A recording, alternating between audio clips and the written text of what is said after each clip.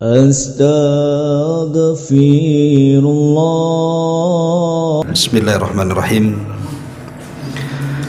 Assalamualaikum warahmatullahi wabarakatuh.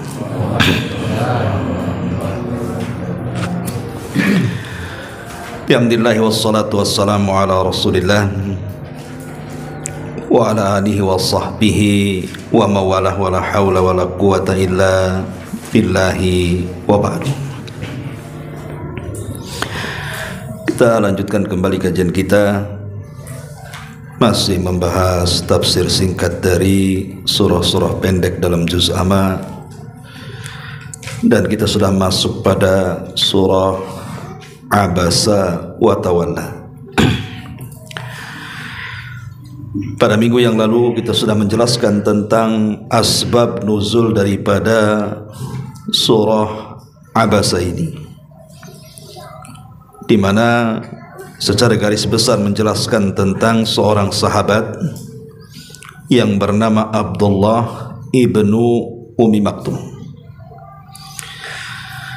yang datang ingin belajar kepada Rasul dalam rangka mendalami Islam, tetapi karena kesibukan Rasul sedang menghadapi para pembesar Quraisy, maka seolah-olah Nabi SAW ada ketidaksukaan kepada Abdullah ibn Ummi Maktum, sehingga Rasul berwajah masam kemudian berpaling. Di sini Allah Subhanahu wa taala berfirman, Abasa wa Tawalla. Dia maksudnya Rasul kita Muhammad sallallahu alaihi wasallam berwajah masam dan juga berpaling. Perhatikan ayat ini. Ayat ini turun dalam rangka teguran kepada Nabi sallallahu alaihi wasallam. Walaupun orang-orang Syiah mereka mentafsirkan bahwa Abasa wa Tawalla ini adalah teguran kepada Uthman ibn Affan. Tentu tidak lain dan bukan karena celaan.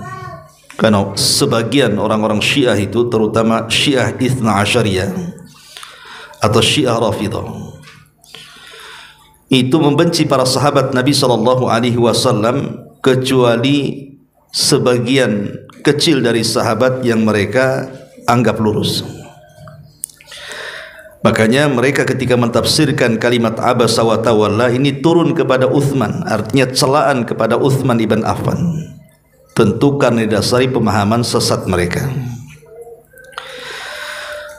Tetapi Abasa wa Tawalla ini turun kepada Nabi SAW dan bukan celaan. Justru karena sayangnya Allah Subhanahu wa taala kepada Nabi kita, makanya Allah tidak membiarkan Rasul di atas kesalahan. Datang teguran. Teguran itu tidak mesti didasari kebencian, kan? Bisa saja karena sayangnya seseorang makanya diluruskan. Seperti orang tua yang sayang kepada anaknya, kalau salah kan diluruskan. Bukan benci, tetapi karena sayangnya, supaya anaknya tidak bengkok. Lah, teguran pada surah Abasa ini adalah teguran yang sangat halus. Kenapa? Karena menggunakan dhamir ghaib, kata ganti ketiga. Kata ganti pertama mutakallim, kata ganti kedua mukhatab, kata ganti ketiga ghaib. Padahal sebenarnya harusnya kalau memang Allah Subhanahu wa taala hendak menegur Rasul, bahasanya abasta wa tawallaita. Tapi Allah Subhanahu wa taala tidak menggunakan kalimat mukhatab, teguran secara langsung dengan kata ganti orang yang ada di hadapannya, tapi menggunakan kata ganti ghaib, seolah-olah orang lain padahal ditujukan kepada Nabi. Makanya Allah Subhanahu wa taala menggunakan kalimat abasa, bukan abasta, wa tawalla, bukan wa tawallaita, menunjukkan teguran halus. Dan begitulah Allah Subhanahu wa taala menegur nabinya tetap dengan teguran yang halus. Dan ini juga pelajaran bagi kita, bahwa ketika kita ini mendakwahkan seseorang harus dengan bahasa yang santun, yang halus supaya tidak menyakitkan. Karena Nabi SAW dikatakan dalam Al-Quran, kalau seandainya engkau wahai Muhammad, la in kunta ghalidhal qalbi lan faddu min haulik, kalau engkau keras dalam berdakwah, pasti orang-orang akan berpaling. Karena terkadang dakwah ini niatnya baik tapi caranya tidak baik, itu juga tidak akan kena tuh. Niatnya baik tuh, tapi bahasanya kasar, pasti orang akan lari juga kan. Makanya di sini ada pelajaran besar dari Allah Subhanahu wa taala ketika menegur Rasul dengan teguran yang sangat halus sekali. Abasa wa tawalla. An ja'ahul a'ma. Karena seseorang tunanetra namanya Abdullah ibn Ummi Maktum yang buta telah datang kepadanya. Kenapa Allah Subhanahu wa taala tidak menyebut namanya saja? Dengan kata-kata anja'ahu Abdullah ibn Ummi Maktum, langsung aja orangnya disebut. Kenapa pula disebut sifatnya? Dan a'ma itu kan sesuatu yang sifatnya aib. Sifatnya aib, tidak baik kan begitu. Mengatakan pemain, saya katakan dasar buta, kan gak bagus kalimat seperti itu ya. Tetapi karena memang Quran juga kan tidak boleh kita ini melakob-lakobkan orang dengan lakob yang tidak baik, seperti si pincang atau si kurus, si tinggi, si buta dari gua hantu dan begitu seterusnya. Itu kan dilarang, wala tanabazu bil alqab dalam Quran itu.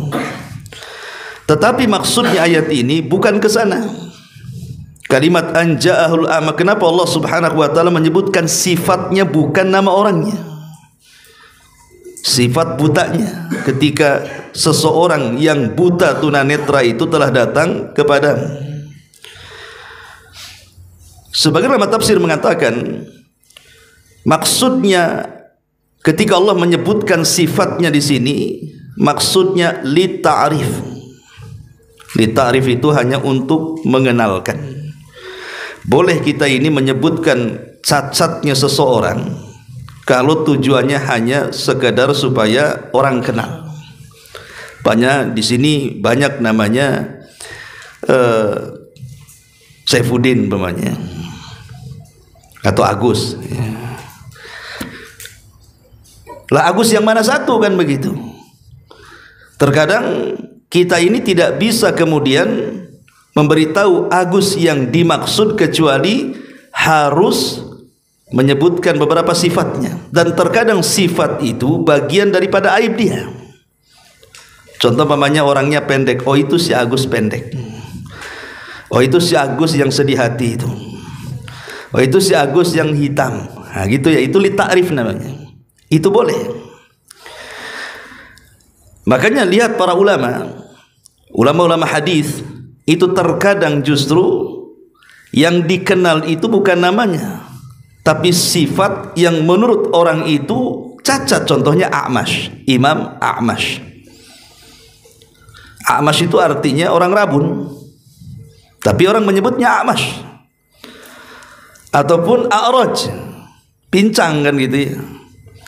Bukan berarti kemudian merendahkan nama ulama tersebut, tidak. Ketika ulama hadis menyebutkan Imam A'mash, Imam A'raj, padahal A'mash itu rabun, A'raj itu pincangan itu, supaya tidak salah. Karena terkadang banyak nama yang sama sehingga tidak bisa dibedakan kecuali harus menyebutkan sifatnya. Lah di sini juga Allah Subhanahu wa taala demikian, anja'ahul a'ma, ketika datang orang buta kepadamu. Dan ketika Allah Subhanahu wa taala menyebut kalimat buta kepada Abdullah ibn Mas'ud, kepada Abdullah ibn Ummi Maktum, bukan dalam rangka mengurangi dia, tidak. Bukan dalam rangka mengurangi dia, tidak sama sekali. Ya, mustahil. Allah Subhanahu wa taala ketika menyebut kalimat buta itu mengurangi derajat Abdullah ibn Ummi Maktum. Karena sebenarnya kalau kita perhatikan kisah asbab nuzul itu, Sebenarnya dua-duanya juga, baik Abdullah ibn Ummi Maktum ataupun Nabi SAW, dua-duanya juga punya kesalahan di sini. Contoh Abdullah ibn Ummi Maktum, seandainya dia tidak buta melihat, kalaulah Abdullah ibn Ummi Maktum itu melihat dan tidak buta, melihat Nabi SAW sedang sibuk berdakwah kepada orang lain, kemudian kita ganggu, itu kan su'ul adab, ya, adabnya kurang. Masa orang lagi sibuk diganggu?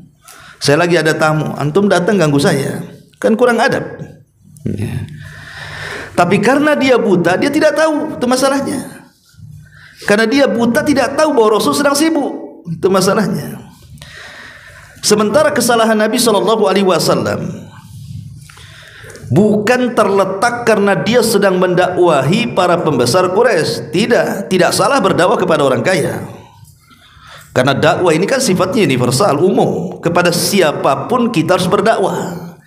Mau kepada orang kaya, mau kepada orang miskin, mau kepada orang kota, mau kepada orang desa, semua wajib kita dakwahi.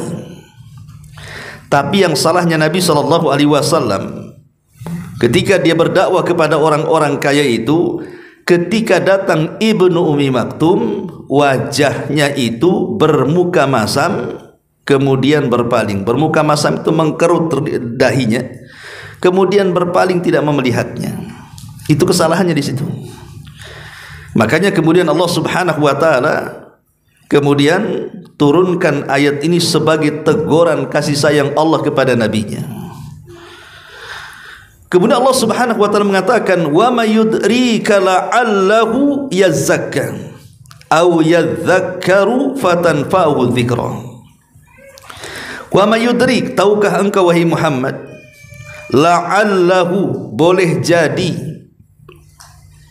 orang buta itu, maksudnya Abdullah ibn Ummi Maktum, itu datang kepadamu dalam rangka yatazakka. Yatazakka itu artinya membersihkan dirinya. Ada dua penafsiran para ulama. Pertama mengatakan, boleh jadi Abdullah ibn Ummi Maktum itu dia ingin masuk Islam, dan Islam itu membersihkan seluruh kerak-kerak kekufuran dan kesyirikan. Dan kalau orang sudah masuk Islam, maka akan menghapuskan seluruh dosa-dosa sebelum daripada Islam. Artinya bersih, tidak punya dosa lagi. Maka beruntunglah orang-orang yang dulunya kafir kemudian mu'allaf menjadi Islam, maka dia datang tanpa ada dosa. Tetapi sebagian besar para ulama tidak. Maksud yatazakka di sini bukan dari kafir ke Islam, karena Ibnu Ummi Maktum sudah masuk Islam. Tetapi maksudnya yatazakka di sini, Abdullah ibn Ummi Maktum itu ingin lebih membersihkan hatinya, ingin lebih memenuhi hatinya dengan keimanan, dengan terus bertanya dan belajar kepada Nabi soal Islam. Jadi ingin hatinya itu betul-betul semakin jernih dan juga bersih supaya makin kuat memegang Islam. Kemudian au yadzakkar fatanfa'ahu dzikra, atau kedatangan ia itu supaya mendapatkan pelajaran atau pengajaran sehingga pengajaran itu bermanfaat bagi hidupnya. Ketika Allah Subhanahu wa taala mengatakan yatazakka au yatadzakkar, ada kaidah para ulama bahwa tarbiyah itu dilakukan setelah adanya tanqiyah. Jadi tarbiyah itu dilakukan setelah adanya tanqiyah. Tanqiyah itu artinya pembersihan jiwa dulu, baru setelah itu ditarbiyah dulu dia. Menunjukkan amalan hati itu harus didahulukan sebelum amalan badan. Makanya lihat solat, sebelum antum solat, antum bersihkan dulu kan, adanya toharoh di situ. Ya, toharoh dulu baru solat. Ya. Lah begitu juga amalan badan yang kita lakukan itu, sebelum badan kita bergerak maka hati dibersihkan dulu. Karena yang menentukan penerimaan amalan badan di sisi Allah itu adalah amalan hati, seperti ikhlas, tawakal, takut, harap, cinta dan yang semacamnya. Kemudian juga di sini Allah mengatakan fatanfa'u dzikra, dan pengajaran itu bisa bermanfaat bagi Abdullah ibn Ummi Maktum. Ma'asyiral muslimin yang dimuliakan Allah Subhanahu wa taala, ayat ini mengajarkan kepada kita bahwa setiap peringatan yang datang dari Al-Qur'an itu pasti ada pelajaran di dalamnya. Karena Quran itu adalah kitab ibrah, kitab pelajaran. Walaupun di dalam Quran itu banyak kisah-kisah umat terdahulu kan, dari kalangan para nabi dan kaum-kaum yang kufur. Tetapi kita lihat bahwa kisah-kisah dalam Al-Quran itu kan tidak semua lengkap. Ada kisah seperti kisahnya Nabi Musa, kisahnya Nabi Yusuf gitu ya. Tapi ada kisah Nabi itu hanya global saja, atau bahkan boleh jadi namanya ada, kisahnya tak ada, seperti Zulkifli, Ilyasa. Itu namanya ada di Quran, tapi kisahnya nggak ada kan gitu ya. Menunjukkan bahwa Quran itu ketika mengkisahkan beberapa kisah dengan mencuplik beberapa kisah dari mereka itu, hanya diambil poin-poin yang bisa diambil ibrah. Karena Quran itu bukan kitab sejarah, tapi kitab pelajaran. Jadi setiap yang kita baca itu ada pelajaran di dalamnya. Makanya di sini Allah katakan fatanfa'u dzikra. Kemudian Allah mengatakan amma man istaghna, adapun orang-orang yang merasa dirinya serba cukup. Maksudnya dari pembesar-pembesar Quraisy itu. Fa anta lahu tasadda, engkau wahai Muhammad memberi perhatian kepada mereka lebih dibandingkan engkau memberikan perhatian kepada Abdullah ibn Ummi Maktum. Padahal Allah mengatakan wa ma 'alaika alla yazakka. Padahal tidak ada celah atasmu kalau dia tidak mensucikan diri mereka. Maksudnya sekalipun mereka tidak beriman setelah engkau dakwahi mereka wahai Muhammad, itu tidak akan ditanya di hadapan Allah. Pamannya nih, kita ini punya keluarga, mungkin orang tua kita atau mungkin paman kita atau sepupu kita, mereka belum sholat. Kemudian kita dakwahi, disuruh untuk sholat, tapi dia tak mau sholat. Ketika kita sudah berdakwah kepada dia, disuruh sholat, kemudian dia tidak mau sholat, apa nanti akan ditanya di hadapan Allah? Kenapa kau tidak berhasil mendakwahi dia? Tidak. Karena kewajiban kita ini bukan memaksa orang, tetapi menyampaikan kalimat yang hak. Soal diterima dan tidaknya itu urusan dia dengan Allah, tapi kewajiban kita itu hanya menyampaikan. Ingat ya, kewajiban kita dalam berdakwah itu hanya menyampaikan. Makanya Allah mengatakan wa ma 'alaika illal balag. Tidaklah kewajiban wahai Muhammad kepada umatmu ini kecuali hanya al-balag, menyampaikan saja, bukan memaksa orang untuk beriman. Dan dari ayat ini juga kita tahu bahwa hidayah itu di tangan Allah, bukan di tangan Nabi. Di tangan Allah, bukan di tangan Nabi. Ketika Nabi Nuh alaihi salatu wassalam memanggil-manggil putranya Kan'an yang tidak mau naik ke atas perahunya sementara banjir itu semakin meninggi. Kan'an kan naik ke bukit itu dan sudah terpisah dari kaumnya. Makanya Nabi Nuh bisa mendekati anaknya. Kemudian Nabi Nuh mengatakan kepada Kan'an, irkam ma'ana, naik nak ke perahu ini, engkau akan selamat. Tetapi karena hidayah bukan di tangan Nuh, Kan'an pun mengatakan, tidak, sa'awi ila jabalin ya'simuni minal ma'. Oh, tidak bisa katanya. Saya tidak mau ikut kalian, tapi saya akan berusaha naik ke atas bukit dan gunung, dan saya akan selamat dari air itu katanya. Nabi Nuh meyakinkan anaknya, la asimal yaum, wahai anakku, tidak ada yang selamat hari ini, karena ini azab Allah Subhanahu wa taala. Tapi Kan'an tetap saja dia degil, tidak mau ikut perahunya Nabi Nuh. Ketika kemudian Kan'an memang sudah tidak mau, bahkan memang menjauh daripada ayahnya Nuh alaihi salatu wassalam, akhirnya air semakin naik dan menenggelamkan Kan'an.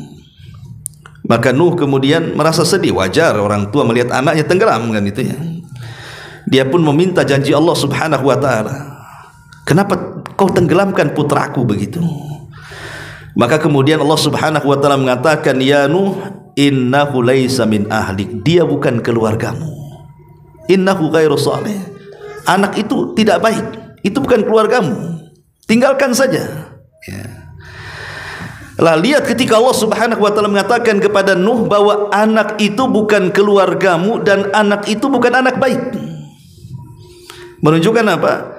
Menunjukkan bahwa kewajiban Nuh itu sudah tersampaikan, mengajak anaknya supaya selamat dimasukkan ke perahunya. Tapi ketika dia tidak mau, apa didaya kan begitu? Hidayah milik Allah. Kita tidak bisa. Kalau Nuh bisa saja dia turun dari perahu, dia tangkap si Kan'an, dia ikat, dia masukkan, bisa saja itu. Bisa kan itu. Tapi tidak dilakukan Nuh kan? Tidak dilakukan Nuh. Nuh hanya menyampaikan bahwa ini yang benar, ini yang salah. Kalau kemudian kau mau ikut, alhamdulillah, tidak juga urusan kau dengan Allah. Ma'asyiral muslimin yang dimuliakan Allah Azza wa Jalla. Makanya kalau kita cerita mengembang sedikit tentang masalah jihad, ya, apa nih agak melonjor ini, udah mulai kesemutan nih. Ketika Allah Subhanahu wa taala mengatakan, wa qatiluhum hatta la takuna fitnah wa yakuna ad-dinu kulluhu lillah. Perangi mereka orang-orang musyrik itu, orang-orang kafir itu, supaya tidak terjadi fitnah di permukaan bumi. Ada yang mengatakan fitnah di sini supaya jangan sampai mereka menyesatkan kita, supaya jangan mereka menyebarkan syubhat, atau boleh jadi memerangi kita dengan menyiksa kita. Karena ketaatan itu hanya milik Allah Subhanahu wa taala. Kita tahu bahwa tidak ada satupun nabi sejak Adam sampai yang terakhir nabi-nabi Bani Israel, Nabi Isa bin Maryam, yang diperintahkan oleh Allah Subhanahu wa taala untuk berjihad secara langsung, maknanya berjihad menyerang. Tidak ada nabi yang diperintahkan untuk berjihad dengan bentuk penyerangan kecuali nabi kita.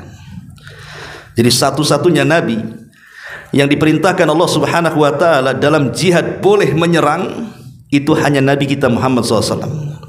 Tapi semua para nabi itu mereka hanya diperintahkan jihad difa'i saja, hanya sekedar bertahan, tidak boleh menyerang. Ya, kalau mereka menyerang baru kita serang, itu namanya bertahan. Ya. Tapi Nabi SAW berbeda, dia boleh menyerang. Makanya dari sini kenapa ghanimah dalam Islam itu halal dan tidak dihalalkan kepada umat sebelum kita. Dalam hadis Nabi mengatakan, uhillat liyal ghanaim, dihalalkan kepadaku harta rampasan perang yang tidak dihalalkan kepada umat sebelumku. Karena Nabi dibolehkan menyerang. Kenapa Nabi dibolehkan menyerang sementara para Nabi yang lain sebelum Nabi SAW tidak boleh, hanya jihad difa'i saja, hanya sekedar menahan diri saja. Ya. Karena perbedaan ketika Allah Subhanahu wa taala mengutus para nabi dengan mengutus Nabi kita Muhammad sallallahu alaihi wasallam. Para nabi itu diutus hanya kepada kaumnya saja. Seperti Nabi Hud diutus kepada kaum Ad saja. Nabi Saleh diutus kepada kaum Thamud saja. Nabi Shu'aib diutus kepada kaum Madian saja. Nabi Musa diutus kepada Bani Israel saja. Tapi Nabi SAW diutus kepada seluruh manusia tanpa terkecuali. Bahkan bukan hanya manusianya, jinnya pun sekalian masuk di dalamnya. Makanya Allah mengatakan, wa ma khalaqtul jinna wal insa illa liya'budun. Itulah bedanya. Rasul itu diutus kepada semua manusia. Tapi kalau nabi-nabi sebelumnya hanya diutus kepada kaumnya saja.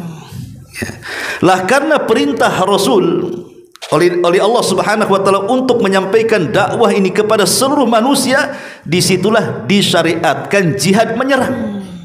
Sebab kalau tidak menyerang, macam mana negeri Islam akan meluas kan begitu? Kalau hanya diam saja kan tidak akan meluas. Makanya di zaman Umar ada namanya pembebasan Persia. Ya, Persia akhirnya kecaplok kan gitu ya. Kemudian menyebar sampai ke Romawi, menyebar sampai ke Afrika di zaman Utsman kan itu. Akhirnya Islam di mana-mana. Ya. Tetapi walaupun Islam itu ataupun Nabi SAW diperintahkan satu-satunya Nabi dalam bab jihad itu boleh menyerang, bukan berarti jihad itu adalah puncak tujuan dalam Islam. Tidak. Jihad itu hanya alat ataupun wasilah. Wasilah apa? Supaya manusia mau menyembah Allah dan meninggalkan sesembahan kepada selain Allah. Kalau manusia sudah menyembah Allah tanpa harus jihad, buat apa jihad? Mereka sudah beriman. Jadi jihad itu hanya alat saja supaya mereka beriman, kan? Makanya ketika Rasul kalau mengatakan kepada Ali ketika dalam perang Khaybar itu, wahai Ali, pelan-pelan kau berjalan ke gerbang orang-orang Yahudi itu.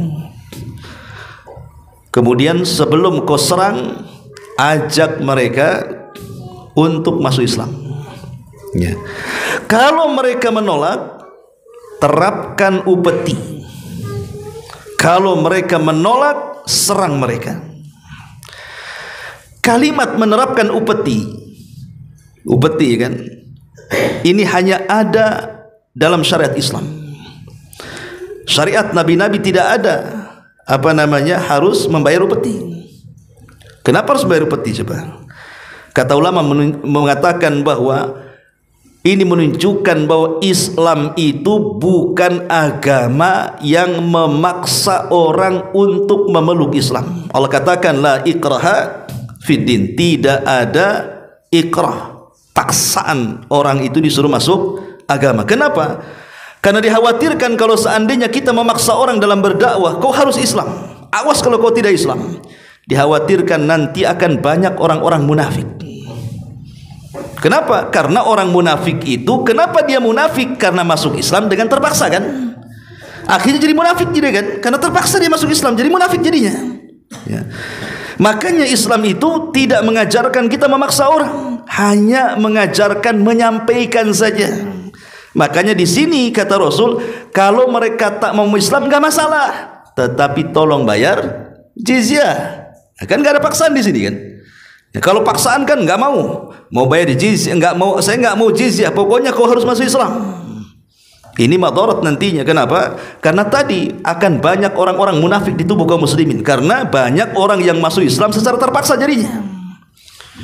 Makanya penting dalam kaidah berdakwah itu bahwa kewajiban kita hanya menyampaikan hidayah Allah sampai di hati-hati manusia.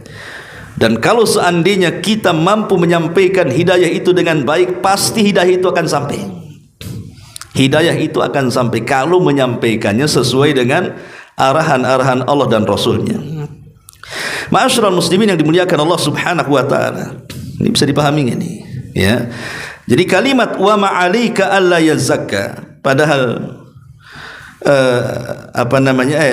wa amma man istagna fa anta lahu tasadda wa ma'alika alla yazakka. Adapun orang-orang yang merasa dirinya serba cukup, engkau Muhammad memberikan perhatian kepadanya padahal tidak ada celah atasmu kalau dia tidak mensucikan. Artinya kalau mereka tidak beriman pun bukan tanggung jawabmu, gitu maksudnya. Itu tanggung jawab dia dengan Allah.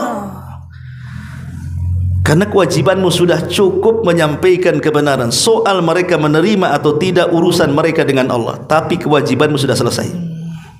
Kemudian Allah mengatakan wa amma man ja'aka yas'a. Adapun orang-orang yang datang kepadamu dengan bersegera. Tentu kalimat bersegera ini tidak mungkin diartikan secara lahiriahnya. Karena Abdullah ibn Ummi Maktum buta, macam mana mau segera? Mau lari-lari, orang buta tidak mungkin lari-lari. Orang buta ya pelan-pelan jalannya, kan itu ya. Berarti yas'a di sini bukan maksudnya badannya berlari-lari, bukan begitu maksudnya. Maksudnya kata ulama tafsir, yas'a di sini maksudnya bersegera untuk membersihkan jiwanya. Bersegera untuk membersihkan jiwanya. Bersegera untuk lebih dekat dengan Allah, lebih taat lagi dengan Allah. Dan ini juga pelajaran bagi para thalabatul ilmi. Karena kedatangan Ibnu Ummi Maktum kepada Rasul kan ingin belajar. Ingin belajar dengan Nabi. Kemudian Allah gambarkan yas'a, dia bersegera. Maka bagi thalabatul ilmi, Ada nasihat dalam ayat ini bahwa kita jangan meremehkan pengetahuan agama. Harus senantiasa dekat dengan ilmu dan ulama supaya kita tidak bodoh. Makanya kenapa Nabi SAW mengatakan kepada 3 orang saat Nabi SAW sedang menyampaikan kajian. Kan ada 3 orang tuh menuju masjid. Yang satu bersegera masuk, kemudian duduk di dekat Nabi. Yang satu masuk cari duduk paling belakang, cari tiang. Itu yang banyak tuh. Ya. Kemudian yang satu tak mau masuk, pulang dia. Nabi SAW tahu. Kemudian Nabi SAW mengatakan, adapun orang yang pertama katanya, yang ketika masuk kemudian mendekat kepadaku, maka semoga Allah menjaga dia. Adapun orang yang malu-malu kemudian mencari tempat duduk paling belakang, kalau nyandar ke tiang itu masih mending, nampak orangnya. Di belakang tiang-tiang yang nampak, ya sembunyi, kalau tidur nggak ketahuan jadi. Adapun orang yang malu-malu kata Rasul, maka Allah juga malu kepadanya. Adapun orang yang berpaling, semoga Allah palingkan sekalian. Ya, lihat. Adapun orang yang berpaling, semoga Allah palingkan sekalian. Kenapa? Karena bukan Allah yang memalingkan pertama, dia yang mau berpaling, Allah palingkan sekali. Bahasa Quran itu nuwallihi ma tawalla falamma zagu azagallah. Nuwallihi, kami palingkan, ma tawalla, sesuai dengan kehendak dia berpaling. Falamma azagu, ketika mereka menyimpang, azagallah, Allah simpangkan sekali. Ini bahaya nih. Orang-orang yang mereka tidak ada keinginan untuk datang ke majelis ilmu, dikhawatirkan mereka adalah orang-orang yang dipalingkan hatinya oleh Allah. Bukan Allah yang memalingkan, mereka sendiri yang minta berpaling sehingga Allah palingkan sekalian. Maka jangan malas hadir di majelis ilmu. Ya. Ma'asyiral muslimin yang dimuliakan Allah Azza wa Jalla. Wa huwa yahsha, sedangkan dia takut kepada Allah Azza wa Jalla. Yahsha dengan yakhaf. Bahasa Arabnya ada khafa yakhaf, khasyiya yahsha. Secara penerjemahan sama saja. Khafa yakhafu ya takut, ya khasyiya yahsha ya takut juga kan itu. Tetapi kalimat yahsha ini lebih dalam dibandingkan kalimat yakhaf. Karena kalimat yahsha ini biasanya digunakan oleh para ulama dalam bentuk takut yang diiringi dengan pengetahuan. Jadi kalau dia takut kemudian tahu apa yang ditakutkan, itu namanya yahsha. Tapi kalau hanya sekedar takut saja, tidak tahu apa yang ditakutkan, itu namanya yakhaf. Khafa yakhaf, khauf, ya gitu ya. Berarti kalimat khasyiya yakhsha yang Allah katakan fala tahsyauhum wakhshauni, jangan takut kepada mereka, takutlah kepadaku. Karena kalimat yakhsha itu tidak dimiliki kecuali oleh para ulama. Makanya Allah mengatakan innama yakhshallah min ibadihil ulama. Ya, bahwa hanya orang-orang yang takut kepada Allah, merekalah orang-orang yang punya pengetahuan. Yang takut kepada Allah itu orang-orang yang punya pengetahuan agama. Sementara orang-orang yang tidak punya pengetahuan agama, mereka pasti tidak akan takut. Apa yang ditakutkan sementara mereka tidak takut apa yang ditakutkan. Lah sementara orang yang punya pengetahuan, kenapa mereka takut? Karena mereka tahu apa yang ditakutkan, makanya mereka takut. Itulah kalimat yahsha. Berarti takut karena dasar ilmu, itulah yang disebut dengan yahsha. Menunjukkan bahwa ilmu itu melahirkan takut. Ya, harusnya sebagai seseorang yang terus menuntut ilmu, harusnya makin takut kepada Allah Subhanahu wa taala. Kemudian Allah mengatakan fa anta anhu talaha, malah engkau berpaling dan kau abaikan wahai Muhammad. Dari sini di antara faedahnya adalah Allah Subhanahu wa taala hendak mentarbiyah bukan hanya kepada Nabi tapi kepada kita juga, bahwa hendaklah kita harus melebihi sayang kita kepada orang-orang yang jelas-jelas beriman walaupun di atas kefakiran, dibandingkan kepada orang-orang yang mereka tidak beriman walaupun di atas kekayaan. Tetap kita harus mendahulukan orang-orang yang beriman, orang-orang yang betul-betul mereka dekat dengan Allah Subhanahu wa taala. Karena di masyarakat umumnya kan itu, kalau yang datang kepada kita ini mungkin pejabat, padahal mungkin dia muslim tapi mungkin tidak sholat kan gitu ya, mungkin jauh dari Allah subhanahu wa ta'ala. Kita hormat luar biasa, hormat gerak di tempat itu luar biasa, sampai dari segi pakaian saja kita rapihkan, ngomong diatur takut tersinggung kan itu di masyarakat ya. Tapi ketika kemudian mungkin ada orang yang ya sudah hijrah, sudah ngaji lah, mungkin dia kerjaannya mungkin ya tukang ketoprak gitu ya, atau doger atau apa gitu ya, ya kita biasa-biasa saja sama dia, tidak ada menghargai dan memuliakan. Lah ini salah. Konsep Islam tidak seperti itu ya. Kita muliakan semuanya, tetapi orang-orang yang dekat dengan Allah harus lebih kita muliakan lagi. Itu maksudnya, harusnya seperti itu. Ini lihat Nabi SAW menghadapi siapa? Pembesar Quraisy kan. Rasul tidak salah berdakwah kepada orang kaya, bahkan Rasul juga tidak salah beristiad, sebab kalau mereka masuk Islam nanti kabilahnya masuk Islam. Tapi kesalahan Rasul itu, dia berpaling dari orang yang dianggap bukan pembesar, orang biasa, buta lagi. Kalau dia masuk Islam ya dia aja yang masuk Islam, tapi kalau ini masuk Islam maka semua masuk Islam.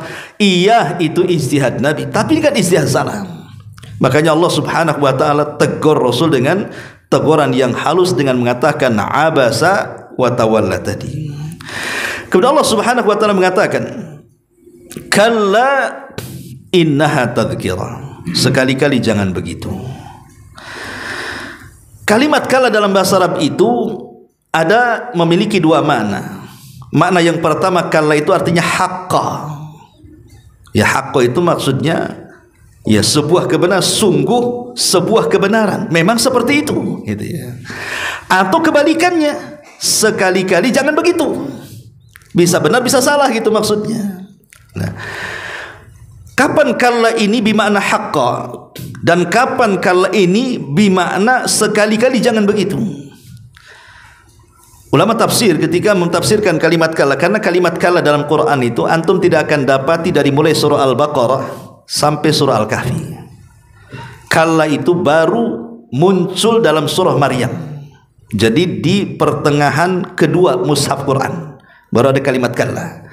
Kalau dari separuh awal dari Fatihah Al-Baqarah sampai surah Al-Kahfi, kalau antum baca Quran antum tidak akan mendapatkan kalimat kala. Kalimat kala itu baru kemudian disebut dalam Quran itu pada belahan bagian kedua dalam surah Maryam sampai ke juz amma, sampai ke di sini kalimat surah Abasa, di sini baru muncul kalimat kala ya. Nah, di sini kalimat kala ini lihat konteksnya kepada kalimat sebelum atau sesudahnya.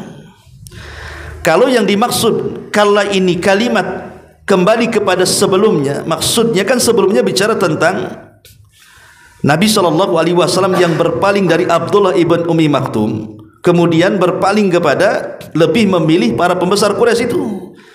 Maka Allah subhanahu wa ta'ala katakan kala, jangan seperti itu.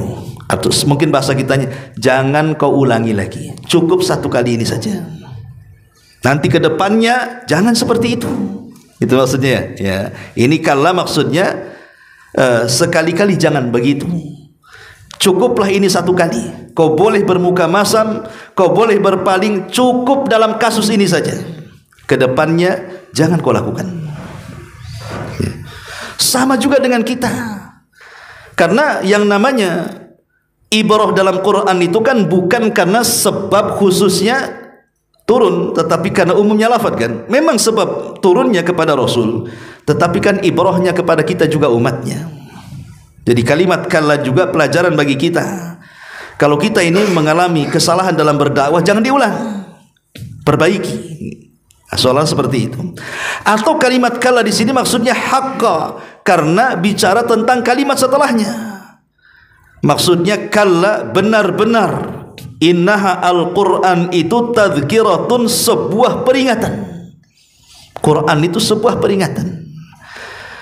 Benar-benar Al-Quran itu sebuah peringatan. Bagi siapa? Faman sya'a dzakara. Kalimat sya' ini bukan pilihan, tetapi tahdid, ancaman, penekanan. Karena sya' ini terkadang diartikan memilih. Ya, insya Allah kan gitu ya. Ya, datang besok insya Allah, tahu-tahu tak datang. Ya kan, itu kan seolah ada pilihannya antara datang dan tidak kan. Kalimat sya'a itu ya. Tapi dalam ayat ini bukan takhir, bukan pilihan, tetapi tahdid di sini. Maksudnya faman sya'a dzakara, siapapun yang berkehendak tentu akan mendapatkan peringatan dari Quran itu. Seolah-olah Allah ingin mengatakan, kalau engkau ingin mengambil pelajaran, maka ada dalam Quran, dan itu sebuah kepastian. Kau akan dapat pelajaran dari Quran itu. Kemudian Allah mengatakan fi suhufim mukarramah, di dalam suhuf yang dimuliakan di sisi Allah, maksudnya di Lauhil Mahfuz. Marfu'atin mutahharah, yang ditinggikan kedudukannya lagi disucikan. Bi aidi safarah, di tangan para utusan para malaikat. Kiramim bararah, yang mulia lagi bararah. Maksudnya bararah di sini artinya as-sadiq, jujur, amanah. Mereka para malaikat adalah makhluk yang jujur lagi amanah. Jadi ayat ini menceritakan tentang sifat para malaikat yang membawa Al-Quran. Bahwa Quran itu bukan dibawa oleh sembarang makhluk, tetapi dibawa oleh makhluk yang paling mulia yang Allah ciptakan, yang tidak pernah melakukan dosa, yang senantiasa dipenuhi dengan ketaatan. Apapun yang Allah perintahkan pasti mereka akan lakukan. Itulah para malaikat. Dan kemuliaan Al-Quran itu sampai Allah letakkan di sebuah suhuf. Maksudnya suhuf mukarramah, maksudnya di sini di sebuah tempat yang sangat mulia yang disebut dengan Lauhil Mahfuz. Di mana Lauhil Mahfuz itu marfu'ah mutahharah, tempatnya ditinggikan dan tempatnya disucikan. Baru kemudian Quran itu dibawa oleh siapa? Bi aidi safara. Siapa safara di sini? Para malaikat. Kalimat safara, ulama tafsir mengatakan ada yang memaknai kataba, ada yang mengatakan qara'a, ada yang mengatakan naqala. Kalimat safara itu bisa memiliki makna qara'a, membaca, bisa memiliki makna kataba, menulis, bisa memiliki makna naqala, menukilkan. Dan tiga-tiganya benar. Ya. Karena sifat Quran ini pertama dibaca. Kan Quran diturunkan itu untuk dibaca, isinya kan gitu. Bahkan orang yang membaca Quran itu berpahala, karena Quran itu diturunkan untuk diibadahi bacaannya. Walaupun tidak paham baca Quran pasti berpahala. Setiap satu huruf 10 kebaikan. Ya. Atau yang kedua kataba, karena Quran itu ditulis. Ada yang di Lauhil Mahfuz, ada yang di Baitul Uzza, ada yang dalam bentuk mushaf. Ya. Atau naqala. Naqala itu artinya dipindahkan satu tempat ke tempat berikutnya. Di malam Lailatul Qadar, maka Jibril mengambil Quran yang ada di Lauhil Mahfuz, kemudian diletakkan di Baitul Uzza. Setelah diletakkan di Baitul Uzza, baru diturunkan ke bumi. Ayat per ayat, angsur per angsur, sampai 32 tahun. Ya. Ma'asyiral muslimin yang dimuliakan Allah Azza wa Jalla. Kemudian Allah menyebutkan sifat malaikat kiram. Ingat, sifat malaikat itu kiram. Kiram itu maksudnya penuh dengan kemuliaan dan budi baik kepada manusia. Saking baiknya malaikat kepada kita itu, mereka menjaga kita. Kalau kita mau celaka, dihalau sama malaikat, jangan. Kalau kita mau jatuh, dihalau, jangan jatuh. Kalau kita sedang tidur, dihalau tuh binatang-binatang, jangan mendekat. Itulah kiram. Ya. Kiramnya para malaikat kepada kita. Bararah, tadi saya katakan bararah itu artinya as-sidqu wal mu'taman. Jadi malaikat yang penuh kejujuran dan penuh dengan amanah. Tidak ada malaikat yang korupsi ayat, ikhwan. Oh, ini ayat baik, aku korupsi aja. Ngapain boleh sampaikan kepada Muhammad? Nggak ada.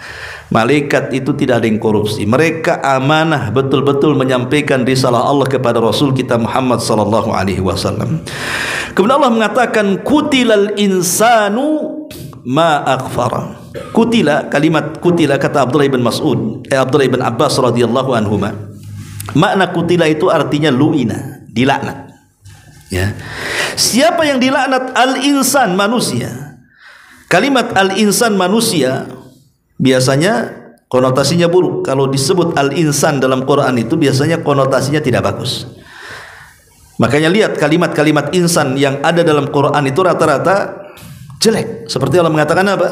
Kalla innal insana layatgha an ra'ahu istaghna. Sekali-kali manusia itu mudah melampaui batas ketika dibentangkan kekayaan kepadanya. Kan jelek, ya. Innal insana khuliqa halu'a. Manusia itu diciptakan dalam kondisi keluh kesah. Kan jelek kan konotasinya kan. Sama juga di sini. Kalau kalimat manusia dibahasa Arabkan dengan kalimat insan, pasti konotasinya tidak bagus. Seperti dalam ayat ini, kutila dilaknat siapa al-insan manusia. Apa yang menjadikan manusia dilaknat? Ma akfarah. Ma akfarah di sini, ma di sini ada yang mengatakan li ta'ajub, ada yang mengatakan lil istifham. Kalau ma di sini li ta'ajub, maknanya sebuah ta'ajub itu bahasa Arab, bahasa kitanya kekaguman, ya. Jadi ma akfarah itu betapa besarnya kekufuran manusia. Itu kalau ma diartikan ta'ajub, betapa besarnya kekufuran manusia itu. Jadi kalau diartikan secara letterleknya, dilaknatlah manusia betapa besarnya kekufuran mereka. Kalau ma itu li ta'ajub. Tapi kalau ma artinya istifham, adawatul istifham dalam bentuk pertanyaan, berarti pengertian penerjemahannya kutila telah dilaknat al-insan manusia itu ma akfarah. Apa yang menyebabkan dia bisa jadi kafir? Nah, itu kalau pertanyaannya. Sebab apa mereka kok bisa jadi kufur? Padahal mereka sudah dimuliakan oleh Allah Subhanahu wa taala. Lihat ayat selanjutnya Allah mengatakan min ayyi syai'in khalaqa min nutfatin khalaqahu faqaddara thumma as-sabila yassara thumma amatahu faakbara thumma idza syaa'a ansyara. Allah mengatakan, kenapa manusia itu menjadi kufur? Padahal kalau seandainya Allah ingin mengatakan kepada kita, cobalah sebelum engkau itu kufur, engkau ini sombong, engkau ini congkak, cobalah lihatlah dirimu dari mana asalnya. Maka Allah katakan di sini min ayyi syai'in khalaqa, dari apakah dia diciptakan manusia itu? Min nutfatin khalaqahu faqaddarah, dia menciptakannya dari setetes air mani lalu menentukan takdir-takdirnya. Thumma sabila yassarah, kemudian jalannya dimudahkan. Thumma amatahu faakbarah, kemudian dia mematikannya lalu menguburkannya. Thumma idza syaa'a ansyarah, kemudian jika berkehendak dia membangkitkan kembali. Dahulu ada seorang ulama bernama Malik ibn Dinar. Ini pernah saya ceritakan. Malik ibn Dinar, dia berjumpa dengan seorang gubernur Basrah namanya Muhallab ibn Sufrah. Ada orang namanya Muhallab ibn Sufrah. Dia seorang gubernur merangkap menjadi jenderal perang. Muhallab ibn Sufrah ini, karena dia merasa dia jenderal, merasa dia gubernur, maka dia jalan membusungkan dada, sombong. Lewatlah di hadapan Malik ibn Dinar, seorang ulama. Jadi Malik ibn Dinar ini berusaha menasihati Muhallab di sini dan mengatakan, ya Muhallab, jangan berjalan seperti itu, karena jalan seperti itu adalah jalan yang dimurkai Allah. Jalan biasa saja, ngapain harus dibusungkan dada? Ketika kemudian mendengar perkataan Malik ibn Dinar, marahlah Muhallab ini, seolah-olah Imam Malik ibn Dinar tidak mengetahui siapa dia, sehingga dia mengatakan, ala ta'rifuni, hei bulan, kau enggak tahu siapa saya ya? Kata Malik ibn Dinar, bal a'rifuka haqqal ma'rifah, bahkan aku lebih tahu dibandingkan dirimu, aku lebih tahu dirimu, katanya. Kagetlah Muhallab bin Sufrah ini. Bagaimana tidak? Kok dia mengatakan seperti itu? Dia lebih tahu dibandingkan orangnya, kan gitu. Jadi Muhallab bertanya, Oke, kalau begitu siapa aku, katanya. Dikiranya Malik ibn Dinar mengatakan engkau seorang gubernur, engkau seorang jenderal. Bukan itu kata Malik ibn Dinar. Dia mengatakan engkau itu orang yang dikeluarkan 2 kali dari lubang najis. Pertama, diciptakan dari lubang najis kan, sperma laki-laki dan sperma perempuan sama-sama keluar dari lubang najis. Ya. Kemudian setelah jadi janin di perut, kemudian keluar dari lubang najis lagi. Jadi 2 kali masuk dan keluar dari lubang yang sama, lubang najis.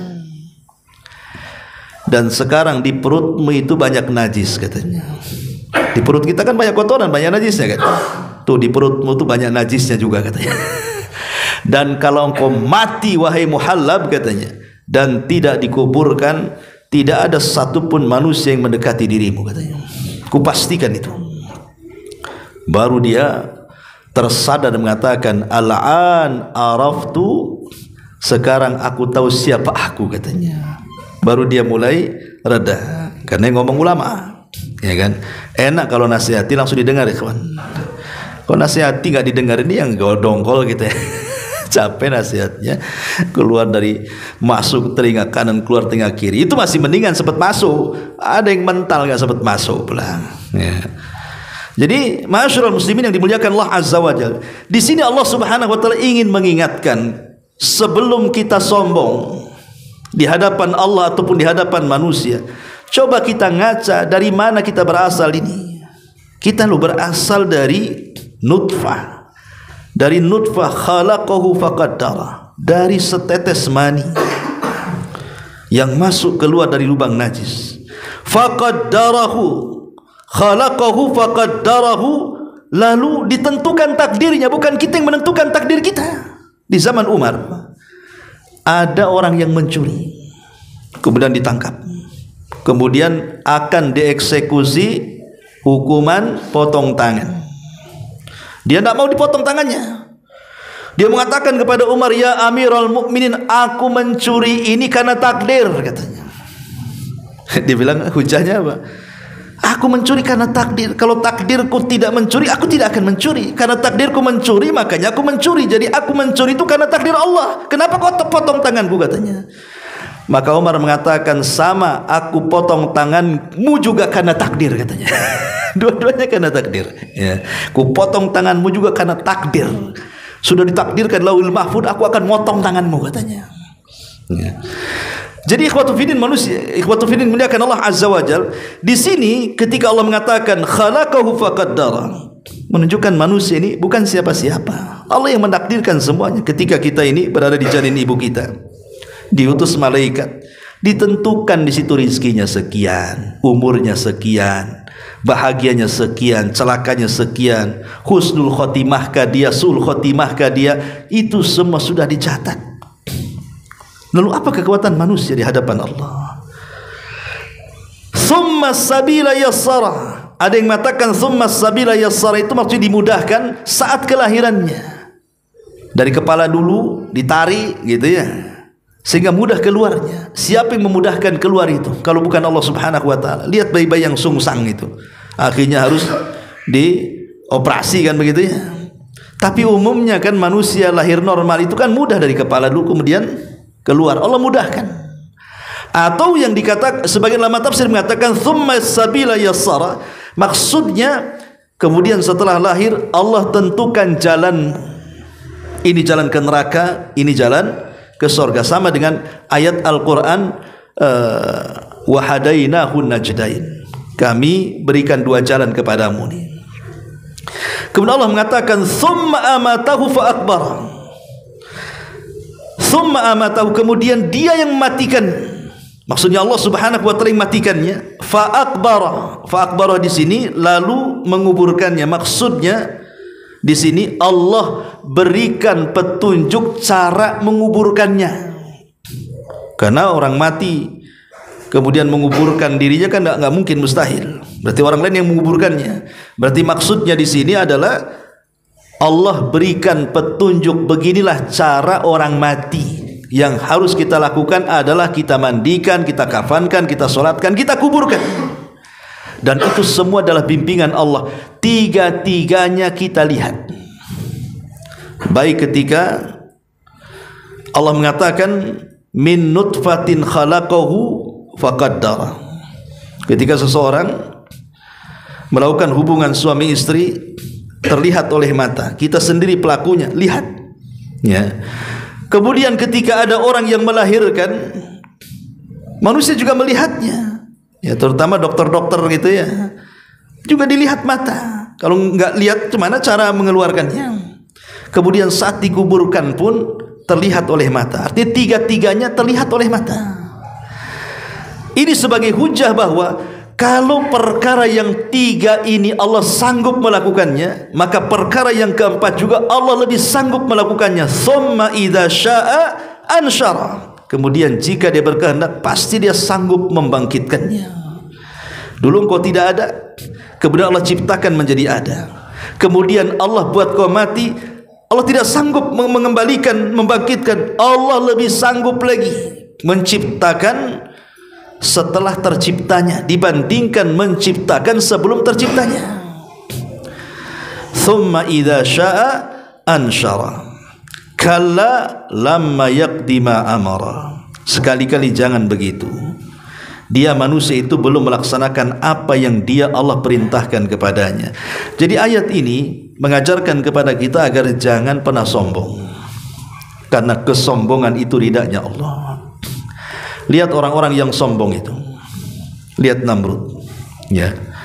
Namrud ini bukan setakat penguasa Mesir, seperti Fir'aun kan hanya Mesir saja. Ya.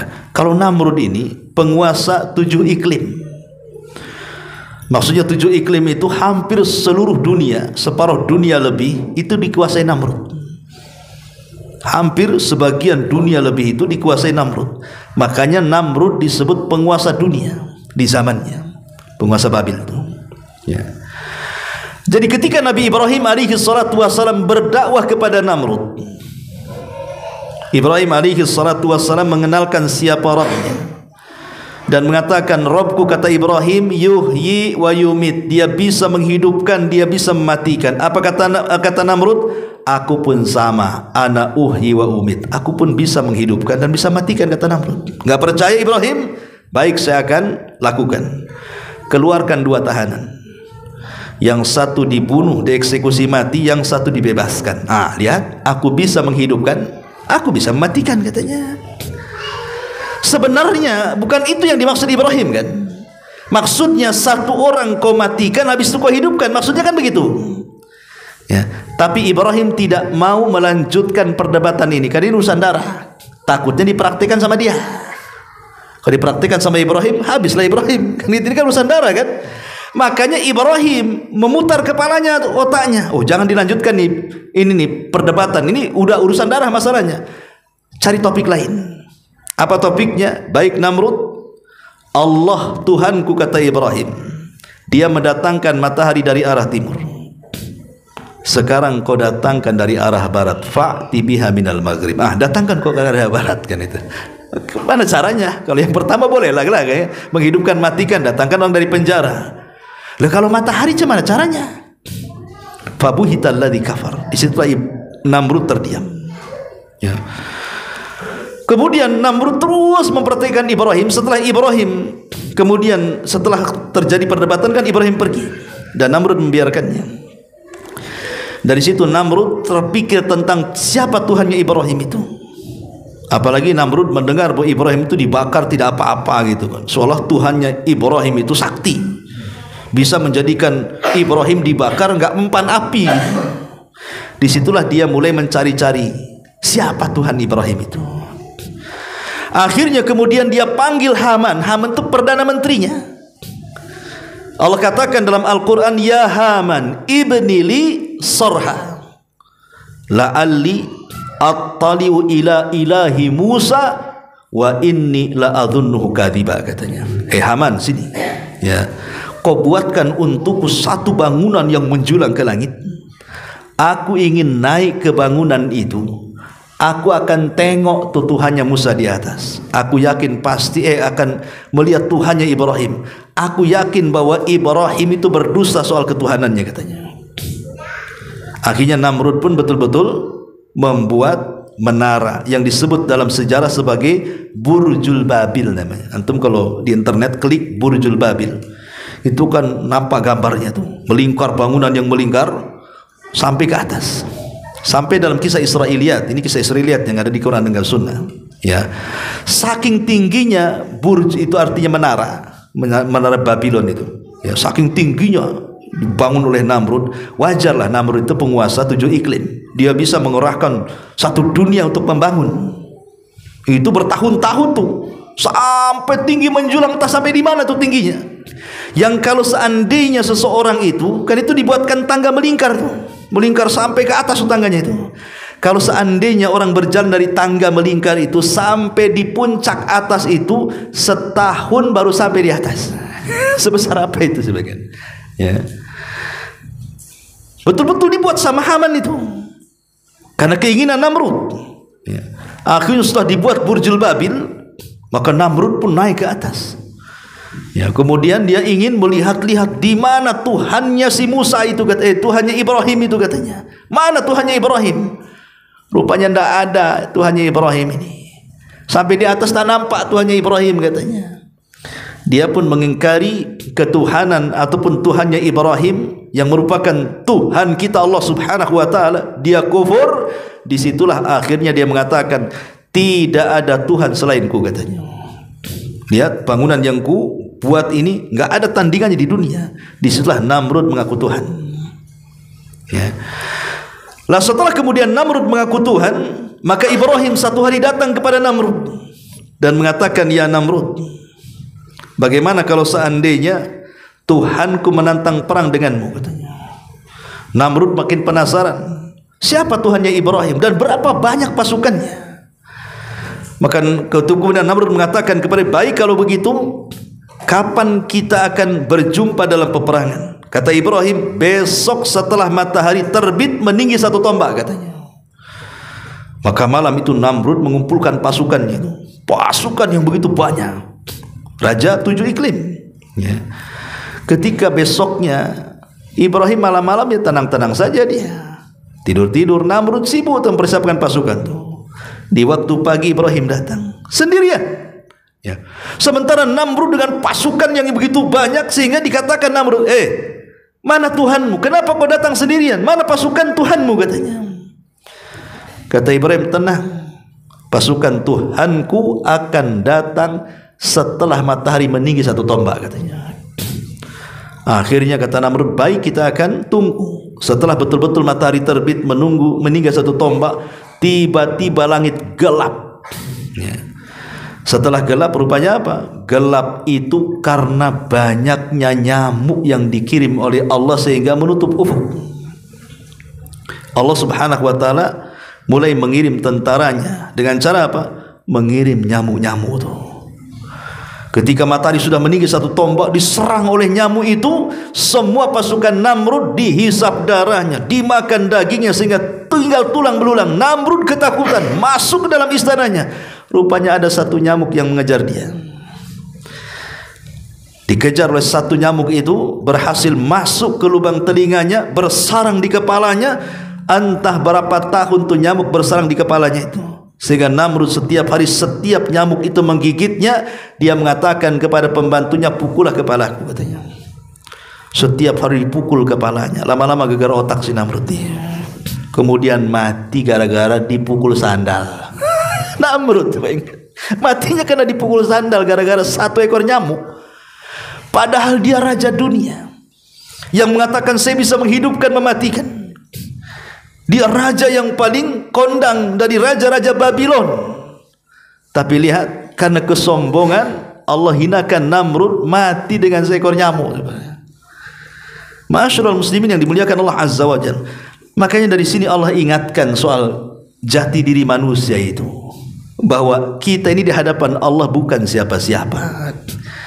Allah Subhanahu wa taala zat yang maha perkasa, maha kuat dan maha segala-galanya. Wallahu a'lam bishawab. Sampai di sini dulu. kajian tafsir Abasa wa Tawalla. Insyaallah minggu depan kita lanjutkan. Subhanallah bihamdika asyhadu an la ilaha illa anta astaghfiruka wa atubu ilaik. Allahu taala alam. Assalamualaikum warahmatullahi wabarakatuh.